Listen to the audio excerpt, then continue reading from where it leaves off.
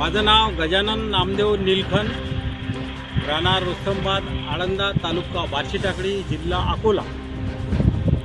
मी एक शेतकऱ्यासाठी शेतकरी जुगाड यंत्र, हवेवर चालणारं एक यंत्र बनवलेलं आहे। याच्यामध्ये आपल्या शेतामधून वन्य प्राणी, जंगली जनावरं, हरणं, डुकरं, रोई, हे हा जो फॅन आहे, हा फॅन हवेवरती फिरतो। असा फिरल्यानंतर मग त्याचा या आपल्या भांड्यावरती टक टक टक टक आवाज येते आणि त्या आवाजाने काय होते की आपल्या शेतामध्ये, आपल्या वावरात हरणं, रोई, डुकरं, पक्षी हे येत नाहीत।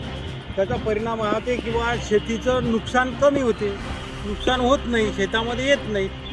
तर आता याचा हा डेमो पाहून हे कसा आहे, तो कसा हवेवरती फिरते।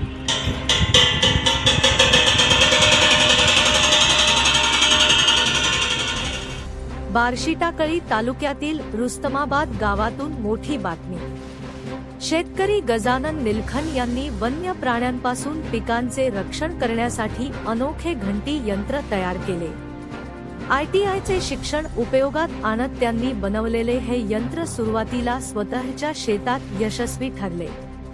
त्यानंतर गावभर मागणी वाढली।